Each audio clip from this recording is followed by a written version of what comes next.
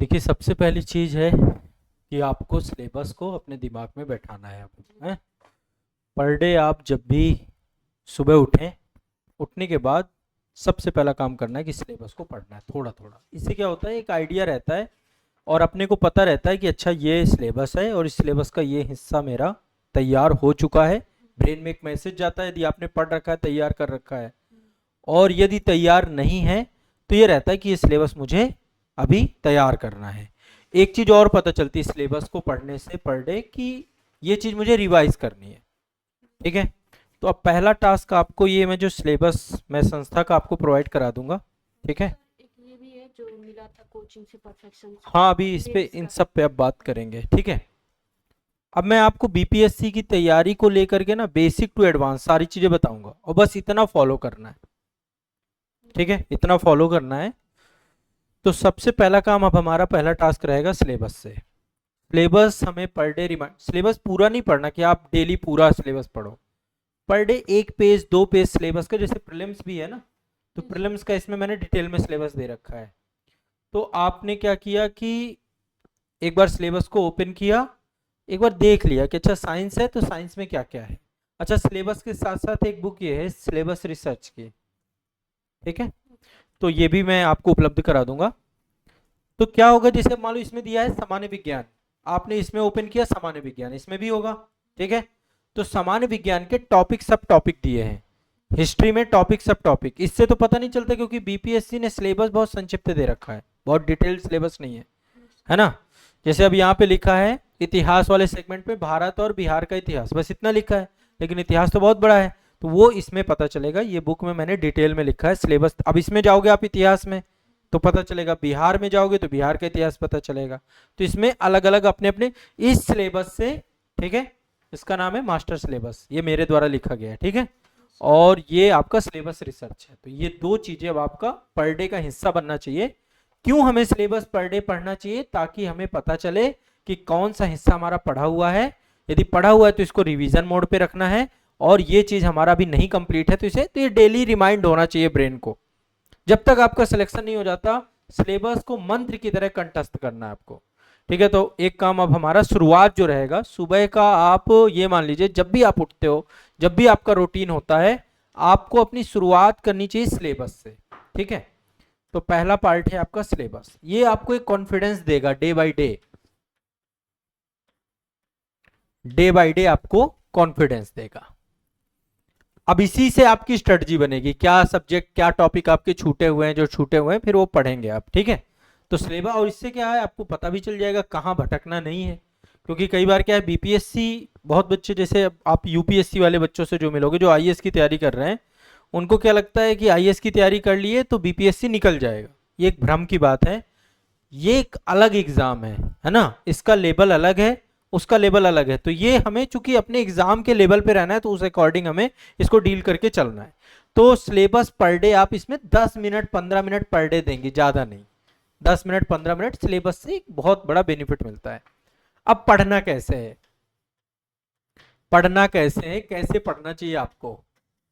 अब देखो, जो बच्चे फ्रेशर होते हैं, जो मतलब पहली बार शुरुआत कर रहे होते हैं, पहली बार जो बच्चे शुरुआत कर रहे होते हैं, उनको चाहिए कि वो अपना ये जो सिलेबस है, इस सिलेबस को कंप्लीट करें। ये तो पहली बार बच्चों की चीज होती है। देखो, इसके लेवल हैं तैयारी के। पहला लेवल होता है, देखो ध्यान से समझिएगा, जब आप तैयारी चालू करते हो जीरो लेवल पे होते हो। ठीक है, इसके बाद आपकी प्रिपरेशन चालू होती है, प्रिपरेशन स्टार्ट होती है। धीरे धीरे धीरे धीरे आपका सिलेबस बढ़ना, आगे बढ़ना चालू होता है। जैसे जैसे आपका टाइम बढ़ता जाएगा, आपका सिलेबस बढ़ना चालू हो जाएगा। तैयारी के अलग अलग फेज हैं, तैयारी का अलग अलग फेज है। पहला फेज है कि आप अभी जीरो लेवल पे ही हो, फिर धीरे धीरे आपका लेवल अपग्रेड होता जाता है, आपके एक एक सब्जेक्ट कंप्लीट होते जाते हैं, आपका नॉलेज बढ़ता जाता है। लेकिन मुद्दा है कि आपका सिलेक्शन कैसे होगा। सबसे बड़ी बात होती है कि हमारा चयन कैसे होगा। तैयारी करने से क्या चयन होगा? हाँ, तैयारी करने से आपको सपोर्ट मिलेगा क्योंकि आपने अपना सिलेबस कंप्लीट किया है, लेकिन उससे सिलेक्शन हो ही जाएगा ये गारंटी नहीं है। सिलेक्शन के लिए सबसे ज्यादा जरूरी है कि हमारी तैयारी एग्जाम के लेवल की होनी चाहिए। जो एग्जाम का लेवल है, जो इस समय बीपीएससी का लेवल है, उसी लेवल पे जाके जब हमारी तैयारी होगी उस साल आपका सिलेक्शन हो जाएगा। बहुत सारे बच्चों की तैयारी हो जाती है लेकिन सिलेक्शन नहीं होता। बहुत सारे बच्चे ऐसे मिलेंगे, किसी को 1 अटेम्प्ट 2 अटेम्प्ट 3 अटेम्प्ट प्रीलिम्स निकल रहा है, मेंस नहीं हो रहा है, तो वो फाइनल सिलेक्शन में नहीं पहुंच पाओगे आप।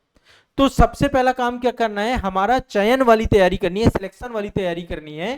तो उसके लिए हमें चाहिए कि जो परीक्षा का लेवल है, परीक्षा का जो स्तर है, परीक्षा का स्तर, उस स्तर को हमें मैच कराना है अपनी तैयारी में। हमारी तैयारी होनी चाहिए परीक्षा के स्तर की।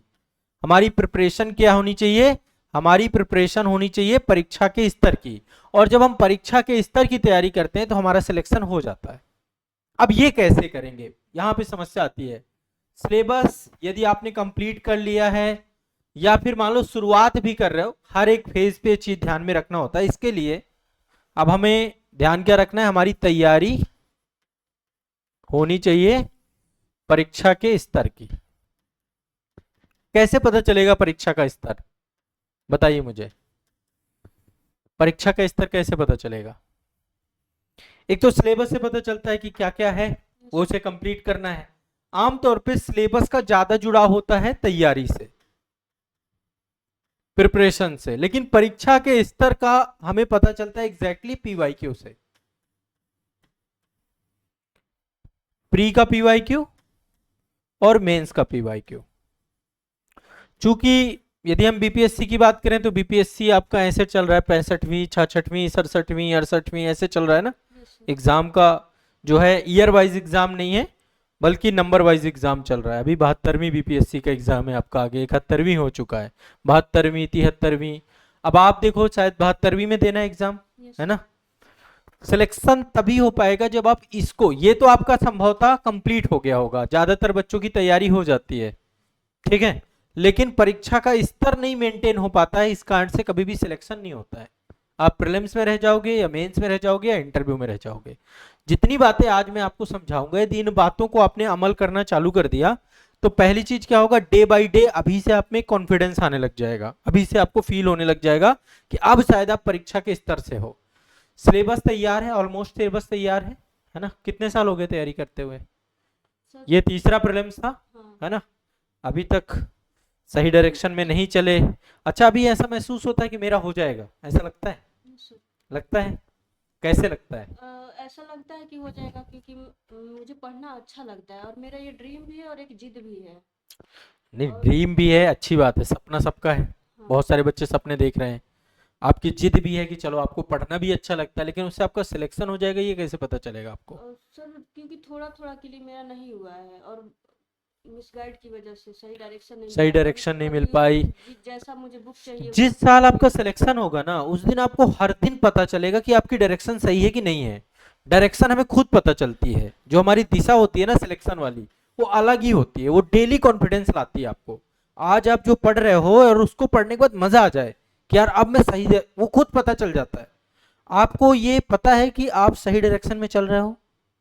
फिलहाल तो अब ठीक फील हो रहा है, लेकिन करंट अफेयर को लेकर थोड़ा सा वो रहता है। कैसे, अभी कैसे तैयारी का क्या है आपका ढर्रा, कैसे पढ़ रहे हो? किताब उठाया, पढ़ लिया?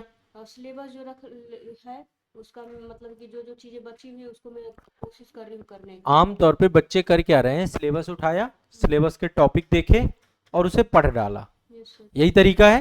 हाँ। किताब कोई बता दे, कोई कोर्स दे दे, हमने क्या किया, कोर्स उठाया, किताब उठाया और उसको पढ़ डाला, यही तो हमारी सोच है। हाँ, इसके अलावा तो हमारी सोच है नहीं कुछ। इससे पहले यही करती थी, लेकिन अब याद करने को, अब ये नहीं करना है, ये कुछ नहीं करना है। ये पूरा मेथड को तैयारी ऑलमोस्ट काफी कुछ हो चुकी है, लेकिन अब हम इसको सब कुछ खत्म कर रहे हैं। अब हमारा पढ़ने का तरीका ये होगा ही नहीं, अब हम अपना पूरा तरीका बदल रहे हैं। 3 मेथड मैं आपको यहाँ पे बताने वाला हूं। पहला मेथड है test to text, test to text, ठीक है। दूसरा मेथड है SRRR फार्मूला। आज के सेशन में मैं केवल आपको ये 2 मेथड सिखाऊंगा, बाकी धीरे धीरे काउंसलिंग में जैसे जैसे आगे बढ़ते जाओगे मेरी बातें समझते जाओगे। और अभी मैं ये भी नहीं बताऊंगा आपको, इसको भी मैं साइड कर रहा हूं, क्योंकि स्टेप बाय स्टेप चीजें बताऊंगा ना, एक साथ सारी चीजें बता दूंगा, आप झेल नहीं पाओगे, समझ नहीं पाओगे। तो हम क्यों ना करें, स्टेप बाय स्टेप चलें, है ना। आज के सेशन में मैं आपको टेस्ट टू टेक्स्ट के बारे में बताने वाला हूं कि कैसे ये फार्मूला है सिलेक्शन का। अब मुझे आप बताओ, 3 चरण है आपके एग्जाम के। प्रीलिम्स वाले दिन में जाके क्या करोगे, फिर आपका मेंस है और फिर आपका इंटरव्यू है। प्रीलिम्स में जाके आप क्या करोगे एग्जाम हॉल पे, पहले तो एक पेपर आएगा, आपको एक पेपर दिया जाएगा आयोग के द्वारा, OMR होगी, उसको आपको फिल करना है। क्या फिल करोगे, सही आंसर, यही तो करना है। पेपर का मतलब है टेस्ट, आपका एक टेस्ट होगा। मेंस में क्या होगा, यहाँ अगेन पेपर मिलेगा और यहाँ पे आपको लिखना है। एग्जाम वाले दिन ऐसा तो नहीं करना कि बुक जाके पढ़ना है आपको, नहीं करना कि किताब दे दी जाएगी जाओ किताब पढ़ लो, ऐसा तो है नहीं।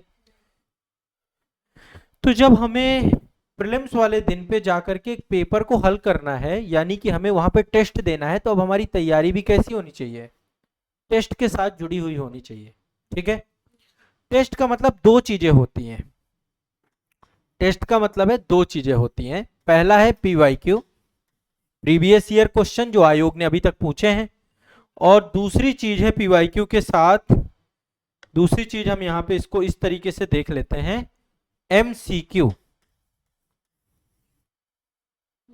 ठीक है, दोनों अलग अलग चीजें हैं, PYQ अलग चीज है और MCQ अलग चीज है। 1 मिनट रुकिएगा।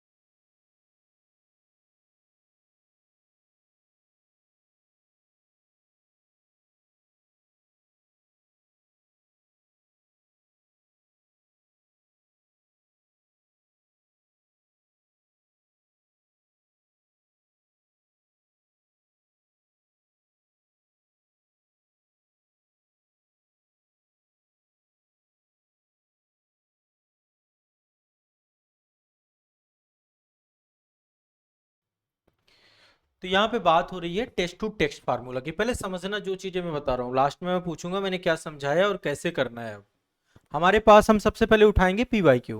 MCQ का काम होगा जब एग्जाम नजदीक आएगा तब हम टेस्ट सीरीज लगाएंगे, ये काम होता है टेस्ट सीरीज से। तो सबसे पहले PYQ उठाएंगे, प्री के भी उठाएंगे और मेंस के भी उठाएंगे। ठीक है, कितने साल के PYQ हमें करने चाहिए, कम से कम 10 साल के। पर पढ़ना ऐसे नहीं है कि PYQ लिया और पढ़ लिया।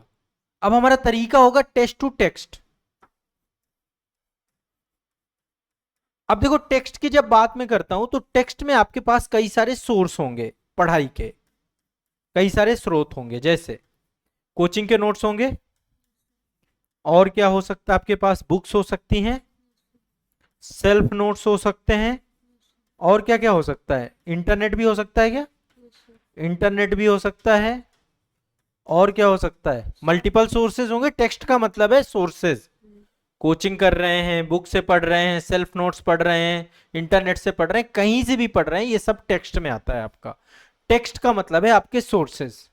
टेस्ट का मतलब है परीक्षा का लेवल। परीक्षा के लेवल में सबसे पहले हम PYQ के काम करेंगे। क्यों PYQ, क्योंकि प्रीलिम्स में भी आपके, अब आयोग में क्या है कि हम पहले उस चीज, पहले आयोग के लेवल को समझें कि आयोग कहां से क्वेश्चन पूछता है, कैसे परीक्षा का स्तर पता किया जाता है, परीक्षा का स्तर कैसे पता किया जाता है।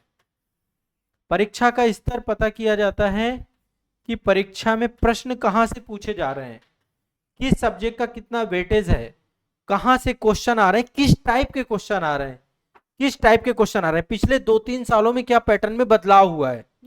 ये सब कुछ यदि आप समझ पाते हो तो आप परीक्षा के स्तर को समझ पाते हो, एग्जाम का लेवल समझ में आते हो। तैयारी होने के बावजूद भी आपका सिलेक्शन इसलिए नहीं होता क्योंकि यहां पे आप लैग करके रखते हो।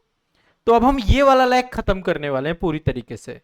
ठीक है, कैसे खत्म होगा, अब आपको सबसे पहला काम करना है, previous year question paper pre का भी लेना है, मेंस का भी लेना है। आप जो भी टाइम स्टडी करते हो, मैं SRRR फार्मूला अगली बार बताऊंगा जब नेक्स्ट आप आएंगे। अभी मैं आपको बताने वाला हूं केवल ये, और ये काम आप करके मुझे दिखाओगे। ठीक है, सभी बच्चों को ये काम जरूर करना चाहिए जिनको भी सिलेक्शन लेना है, नहीं करेंगे टाइम लग जाएगा, ये करेंगे 1 साल के अंदर अंदर आपका सिलेक्शन हो जाएगा जब भी आप एग्जाम दोगे। अभी शुरू करते हैं इसको इस तरीके से। सबसे पहले अभी 71वीं बीपीएससी हो चुका है, यस सर। 71वीं बीपीएससी हो चुका है, 70वीं हो चुका है और 69वीं हो चुका है। क्या 71वीं बीपीएससी के पेपर मिल जाएगा? यस सर, है, अभी लेके आई हूँ। है, हो तो देना मुझे आप, अभी जस्ट देना। ये 71वीं बीपीएससी का आपका प्रीलिम्स का पेपर है, ठीक है? आपने एग्जाम दिया भी है शायद, है ना? Yes sir. बहुत सामान्य बात काम करना है, जितने चीजें मैं आपको बताऊं इसमें बहुत ज्यादा काम करना नहीं, बहुत बढ़िया से देखो। अब इसमें देखिए कई तरीके के क्वेश्चन है आपके। हिस्ट्री के भी क्वेश्चन है, यस सर। साइंस के भी क्वेश्चन है, पॉलिटी के भी क्वेश्चन है, करंट के भी क्वेश्चन है, बिहार स्पेशल के भी क्वेश्चन है, ऐसे करके क्वेश्चन है आपके। अब सबसे पहले आप इस पेपर में एक काम कर सकते हैं, पहले ही क्वेश्चन से उठा सकते हैं, या फिर आप ये देखिए कि अच्छा इसमें से हिस्ट्री कहां से है, पहले मैं हिस्ट्री को देख लूं। टेक्स्ट टू टेक्स्ट करना है इसका, है ना? तो कैसे करेंगे टेक्स्ट टू टेक्स्ट? जैसे मैं इतिहास के क्वेश्चन निकालता हूं इसमें।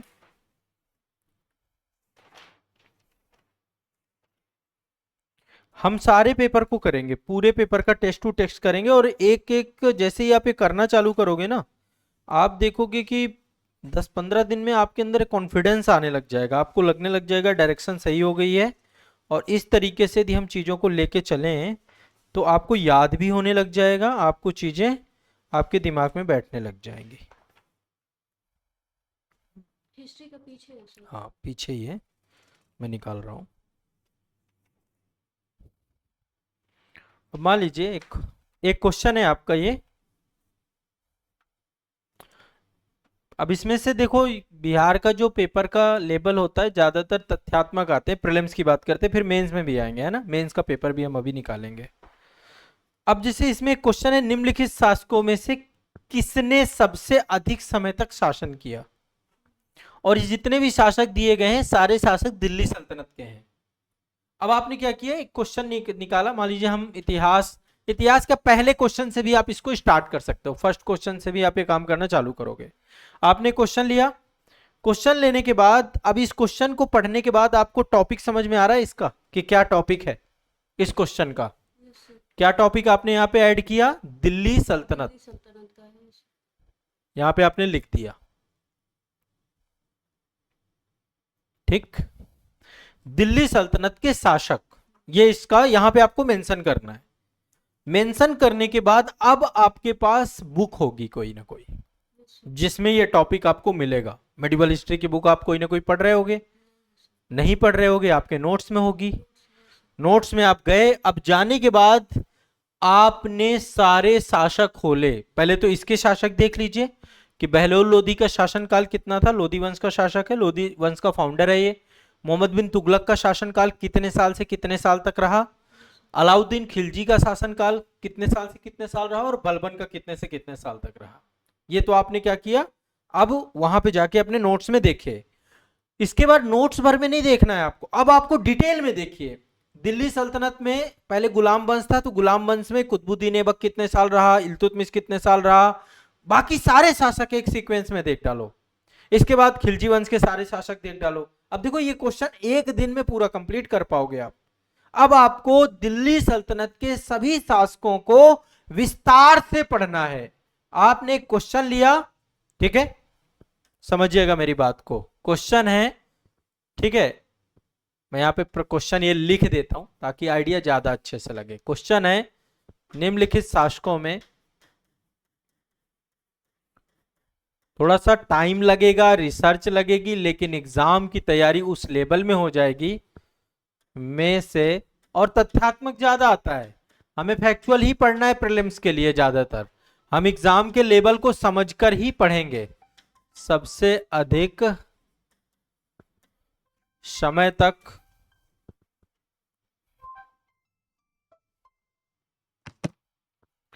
अधिक समय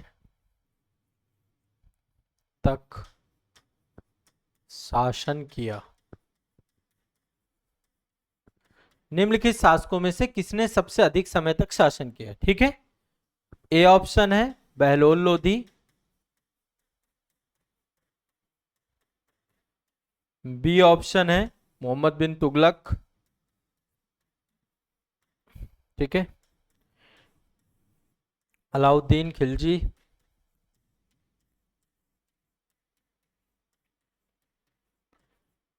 डी ऑप्शन है बलबन।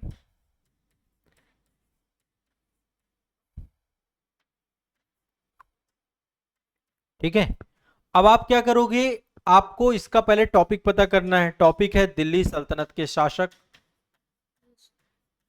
ये टॉपिक हो गया। अब ये जाके बुक में आपको ढूंढना है, अपने नोट्स में जाके ढूंढना है, पूरा चैप्टर पे पहुंचना है और केवल शासक और शासकों का शासन काल आपको पढ़ना है, डिटेल से विस्तार से शासन काल आपको पढ़ना है। ये टॉपिक को अब आपने जाके विस्तार से पढ़ा, लूसेंट में देख लिया या आपके नोट्स में है, क्लास नोट्स में है, वहां पे जाकर के आपने दिल्ली सल्तनत के सारे शासक देखे और उनका शासनकाल लिखा। अपने नोट्स भी बनाते हुए चल सकते हो। एक क्वेश्चन को हल करने में अब आपको टाइम लगेगा, लेकिन देखो इससे हो क्या रहा है, अब इससे आप सिलेबस को विस्तार में जाके पढ़ रहे हो। आपने क्वेश्चन देखा पहले, आपको आइडिया लगा अच्छा इस टाइप का क्वेश्चन पूछा जाता है, फिर आप उसके डेप्थ में चले गए, उसकी गहराई में चले गए, और केवल आपने एक शासक नहीं देखा, अब आपने सारे ही शासक देख लिए। तो एक आइडिया लगना चालू हो गया आपको कि अच्छा इस शासक का इतना शासनकाल था, इस शासक का इतना। अब आपके दिमाग में कोई दूसरा शासक भी पूछेगा, एग्जैक्ट यही क्वेश्चन तो रिपीट नहीं होगा, लेकिन इस क्वेश्चन के थ्रू आप जाके उस पूरे टॉपिक में केवल शासक और शासनकाल को जाकर के एक नोट्स बना लिया, अपना नोट्स बना लिया या फिर वहीं पे हाईलाइट कर लिया। ठीक है, एक काम और करोगे, यहाँ पे पेज नंबर लिखोगे। जैसे मान लो कोई बुक है, लूसेंट की बुक है, मान लो लूसेंट की बुक से पढ़ रहे हो, तो लूसेंट बुक में पेज नंबर कितने में ये कंटेंट आपको मिला, ये कहा मैंने, यहां पर लिखोगे आप। ठीक है, पेज नंबर इतने में ये लिख गया, और ये आपके पास हमेशा रहने चाहिए क्योंकि रिवीजन में काम आएगा। हम रिवीजन भी इसी के थ्रू करेंगे। तो इस तरीके से आपको अब अपने सिलेबस को पढ़ना चालू करना है। आपने पहले टेस्ट दिया, एक क्वेश्चन देखा जो आयोग ने पूछा है, फिर जाके इसको टेक्स्ट किया, डिटेल में पढ़ा आपने। यदि ये काम आप 150 क्वेश्चन में कर लोगे, जैसे अभी मैं कह रहा हूं कि पहले 71वीं बीपीएससी का पेपर को सॉल्व करना है आपको इसी तरीके से, इससे एक तो ये पता चलेगा कि जो मैं पढ़ रही हूं क्या मेरे पास ये कंटेंट मिल रहा है कि नहीं मिल रहा है। ऐसा तो नहीं कि मैं जो पढ़ रही हूं मेरा कंटेंट ही इतना अच्छा नहीं है, मेरे नोट्स में नई चीजें मिल रही है। अब जैसे यहाँ पे एक क्वेश्चन है, घटना और उससे संबंधित व्यक्ति, चोल गंगनम झील है ना, धर्म महामात्र की नियुक्ति, प्रयाग की सभा, सुदर्शन झील, और यहाँ पे लोग लिखे हुए हैं कि किस लोग, कौन सा व्यक्ति, मैच द फॉलोइंग करना है। अब आप क्या करोगे, एक पहले चोल गंगनम झील पता करिए कौन से शासक से जुड़ा हुआ है। राजेंद्र चोल से जुड़ा हुआ है तो राजेंद्र चोल जाइए, जाके अब पढ़िए उसके बारे में डिटेल में कि राजेंद्र चोल ने क्या काम कराया, किस वंश का शासक है, क्या टाइम पीरियड था, उसके पिता का नाम क्या था, उसने कौन कौन से युद्ध किए, विस्तार के, पता करिए आप उस चीज को, बुक में आपको मिलेगा। इससे क्या हो रहा है, आपका सिलेबस तो कंप्लीट हो रहा है, लेकिन अब सिलेबस कैसे कंप्लीट हो रहा है, एग्जाम के लेवल को समझ के। आप पहले क्वेश्चन को समझ रही हैं और फिर उसको जाकर ढूंढ के पढ़ रही हैं। इसके बाद यहाँ पे लिखा हुआ है धर्म महामात्र की नियुक्ति किसने की, तो जाके आप वहां पे देखिए कि अशोक के द्वारा धर्म महामात्र की नियुक्ति की गई, कौन से शिलालेख में लिखा है, कहां से जानकारी प्राप्त होती है, क्यों किया उसने। अब आप क्या है उसका डायरेक्शन ही चेंज कर रही है पढ़ने का। यहाँ पे लिखा हुआ है प्रयाग की सभा किसके द्वारा, तो हर्षवर्धन जो है प्रयाग में जाता था हर 5 साल में दान, तो वो चीज आप लिखिए। सुदर्शन झील से कौन जुड़ा हुआ है, चंद्रगुप्त मौर्य जुड़ा है, रुद्र दामन जुड़े हुए हैं, तो वो सब एक साथ आप फिर इकट्ठा कर लोगे। मेरी बात समझ रही हो मैं क्या कह रहा हूं। ये अब हम क्या करेंगे, इस क्वेश्चन के थ्रू जाके अपना सिलेबस पढ़ेंगे। तो इससे क्या होगा, एक तो रैंडम आपकी तैयारी होगी, ऐसे सीक्वेंस में नहीं पढ़ोगे, सीक्वेंस में सिलेबस पढ़ चुके हो आप, कंप्लीट कर चुके हो। और वहां पे जैसे आपको मेरी बुक्स हैं यहाँ पे, हाँ मैं कुछ अपनी बुक्स दिखाता हूँ, आइडिया लगेगा कैसे टेस्ट टू टेक्स्ट करते हैं चीजों का, है ना।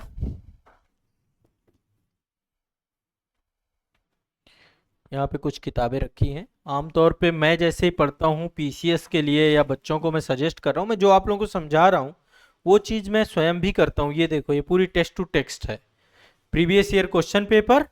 अच्छा प्राचीन भारत का है मान लो क्वेश्चन, तो इस किताब पे गए, किताब ये वाणी पब्लिकेशन की है, किताब में जाके देखा किस चैप्टर पे दिया गया है, वहां पे जा करके उसके नोट्स बना दिए, वहीं पे लिख दिया, वहां पे ऐड कर दिया। ठीक है, सेल्फ नोट्स भी आप बना सकते हो। तो और साथ में यहाँ पे एक स्टिकर लगा दिया कि अच्छा ये वाला टॉपिक है। तो जब आप एक एक पेपर करते जाओगे, पहले 71वीं करोगे, फिर ऐसे ही जो है आप 69वीं करोगे, 70वीं करोगे, तो आपको क्या होगा, धीरे धीरे आपको आइडिया लगने लग जाएगा कहाँ पे क्या क्या चीजें हैं, कहाँ से क्वेश्चन ज्यादा पूछ रहा है, कौन सा टॉपिक ज्यादा इंपॉर्टेंट है, कहाँ से बीपीएससी ज्यादा पूछता है ना। लूसेंट से की कितनी भूमिका है, इन किताबों को जो मैं नोट्स पढ़ रहा हूं, तो इससे क्या होगा, आपका अच्छा नहीं मिलेगा आपके नोट्स में, तो फिर आप कंटेंट ढूंढने की कोशिश करोगे। तो आपको अब काम करना है, क्वेश्चन पेपर को डिटेल में जाके करना है। ठीक है, पहला टास्क मैं आपको दे रहा हूं टेस्ट टू टेक के तहत कि 71वीं बीपीएससी का पेपर आप करना प्रारंभ करेंगी। ठीक है, क्वेश्चन पेपर पढ़ेंगी, उसका टॉपिक यहां पे लिखेंगी किस टॉपिक से है, लिखने के बाद फिर आप बुक में जाएंगी और बुक में जाकर उस चीज को डिटेल में पढ़ेंगी। बुक का पेज नंबर यहाँ पे मैं लिखेंगी, या नोट्स है आपका तो नोट्स का नाम और पेज नंबर, नोट्स में पेज नंबरिंग डाल दीजिए। ये इसलिए तो कि जब हम रिवीजन करेंगे तो हम आसानी से यहाँ से तुरंत वहां पहुंच जाए। यहाँ पेज नंबर पड़ा होगा तो बार बार ढूंढना नहीं पड़ेगा, एक बार आपने ढूंढा, ढूंढने के बाद किया। यदि ये काम आप कर डालो 65वीं बीपीएससी से लेकर के 71वीं बीपीएससी तक के पेपर को, और थोड़ा पीछे चले जाते हैं यदि हम 60वीं तक चले जाएं, तो आप ये मान के चलो कि आपके अंदर वो कॉन्फिडेंस बूस्ट होगा कि आपको पता ही नहीं है। तो सर 71वीं से बैक जाए, बैक जाना है, हम उधर से नहीं आएंगे। क्यों, हम अपडेटेड लेवल को पहले देखेंगे। पहले 71वीं देखेंगे, फिर 70वीं देखेंगे, फिर 69वीं देखेंगे, फिर 68वीं, फिर 67वीं, फिर। ठीक है, तो एक तो हमें ये काम करना है, पहला स्टेप हमारा यही होगा। यही काम हम मेंस में करेंगे, यही काम हम मेंस का एक पेपर उठाइए। ठीक है, जैसे अभी 70वीं बीपीएससी के मेंस का पेपर है, वो पेपर उठाइए और उठा करके उसका टेस्ट टू टेक्स्ट करिए। पहले पेपर देखा कि अच्छा मेंस का बुक था ना, कहाँ है बुक, मुझे ही दे दिया आपने शायद, है ना, एक मिनट ओके। अब आपने मेंस का मान लीजिए यहाँ पे, मान लो एक क्वेश्चन पूछा गया है, क्वेश्चन पूछा गया है भारत सरकार अधिनियम 1800, ये 2023 का ही पेपर है 68वीं बीपीएससी का, भारत सरकार अधिनियम 1858, ये क्वेश्चन पूछा गया है, लिखना है आपको इसको। ये कहाँ मिलेगा, पॉलिटी की बुक में। ठीक है, पॉलिटी के नोट्स में।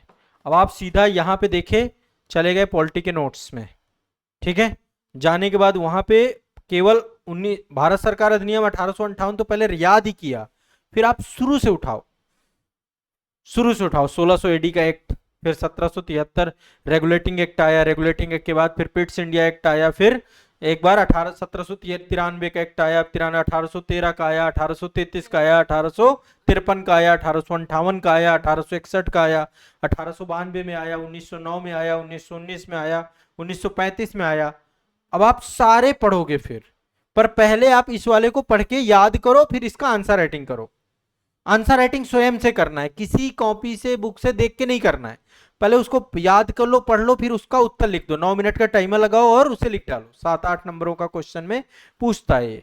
तो आप इसका भी और इसका भी यहाँ पे पेज नंबर मेंशन करो, बुक का नाम, ये बुक, और इसका पेज नंबर यहाँ पे, इसका आपने डिटेल से पढ़ा है। तो आपको अपने इनके थ्रू पढ़ना चालू करना है। इससे एक तो आपको पता चलेगा कि कोर एरिया कहाँ है, कहाँ से क्वेश्चन। अब देखो बिरसा मुंडा है, बिरसा मुंडा आंदोलन हर बार पूछा जाता है, तो जब हर बार पूछते हैं तो एक बार इसको डिटेल में जाके बुक में पढ़ लेते हैं, उसके नोट्स बना लेते हैं, फिर उससे आंसर राइटिंग कर लेते हैं। सर पहले पढ़ के फिर अपने अकॉर्डिंग लिखना। हाँ, पहले अपने अकॉर्डिंग, इससे क्या होगा, कॉन्फिडेंस आएगा। शुरू में अपने अकॉर्डिंग लिखा, बाद में टेस्ट सीरीज वगैरह ज्वाइन कर लेंगे जब हम वो करेंगे, प्रैक्टिस सेट करेंगे। मेरी बात समझ रही है मैं क्या कह रहा हूँ, समझ में आ रही है।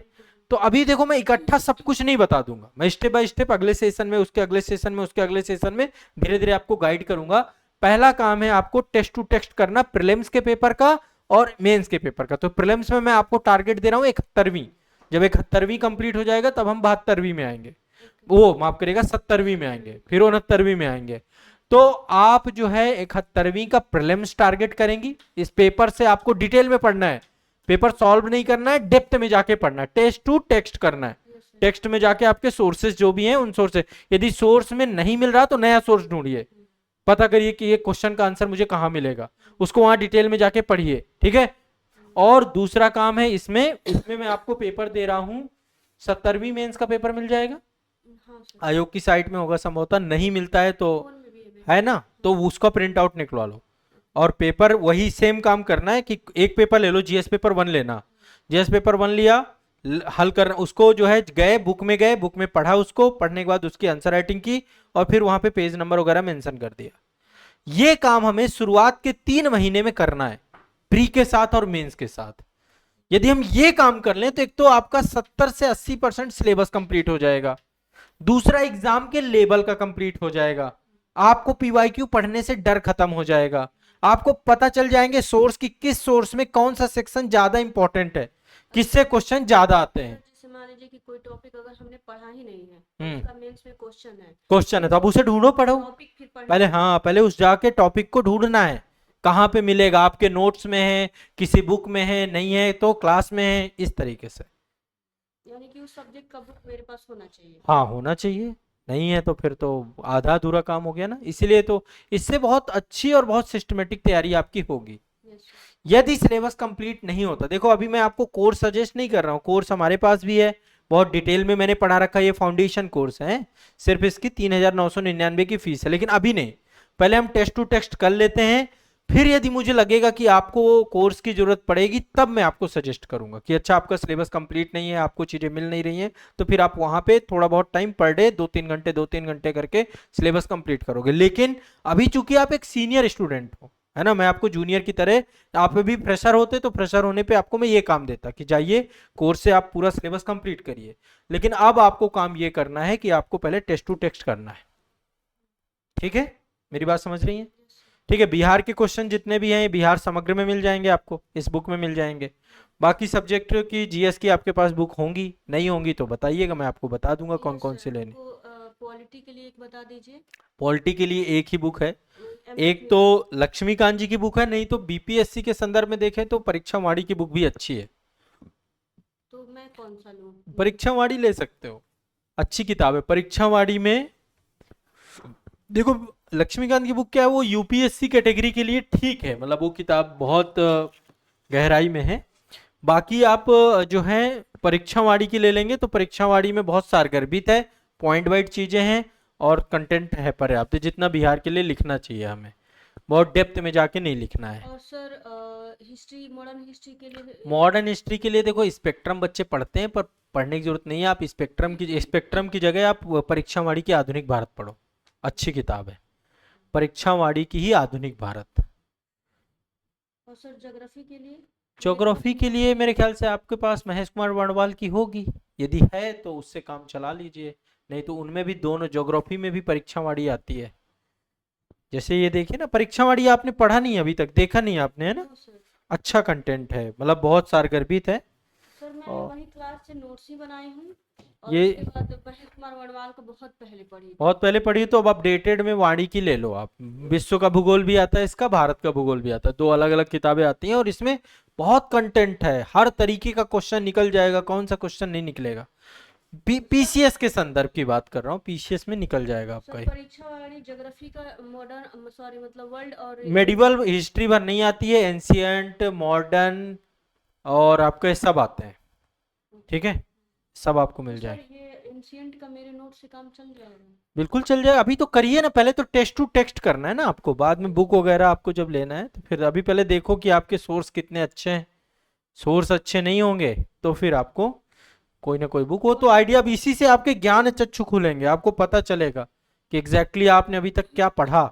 ऐसा तो नहीं है कि आप गलत डायरेक्शन में पढ़ ही रहे थे, अब आपकी डायरेक्शन बिल्कुल सही हो जाएगी, जैसे ही आप 1-2 पेपर कर लोगे तो आपको अपने काम पे भरोसा होने लग जाएगा। और या तो जब आप ये टेस्ट टू टेस्ट करते हैं ना, बहुत बहुत शानदार काम है ये, क्योंकि ये करते ही बच्चे को रियलिटी पता होनी चालू हो जाती है।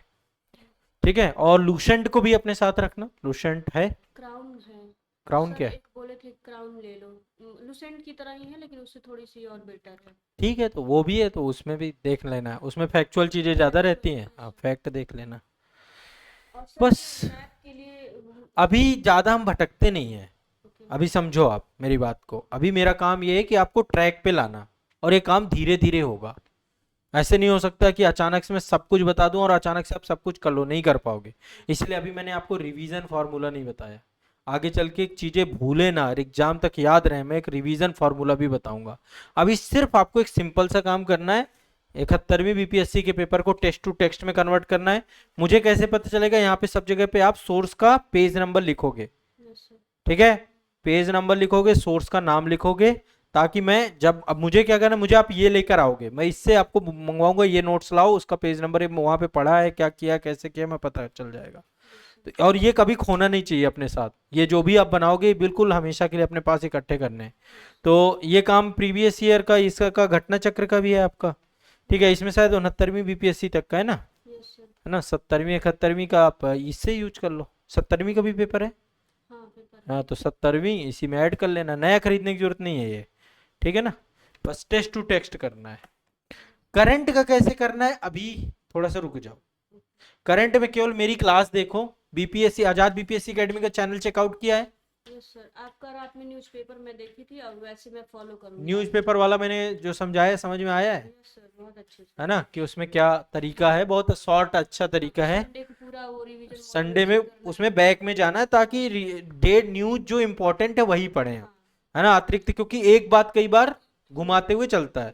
अभी के न्यूज पढ़ोगे, बिहार चुनाव का मुद्दा बार बार चल रहा है, बार बार, वो किसी काम का नहीं है हमारे, वो काम का उस दिन होगा जिस दिन रिजल्ट आ जाएगा। अभी तो बयानबाजी चल रही है, चुनाव प्रचार चल रहा है, वो किसी मतलब का नहीं। सबसे ज्यादा मैं करंट अफेयर पढ़ती हूँ और उसका ही क्वेश्चन गलती होता ना है। ना ना, नहीं पढ़ना, वो तरीका गलत है ना आपका करंट पढ़ने का, आप तरीका मैं सही कर दूंगा। आप केवल करंट अफेयर्स में आजाद बीपीएससी एकेडमी के यूट्यूब चैनल पे बीपीएससी के लिए करंट चल रही है, उसके सेशन एक एक करके आते जाएंगे, एक एक करके उनको फॉलो करना है बस।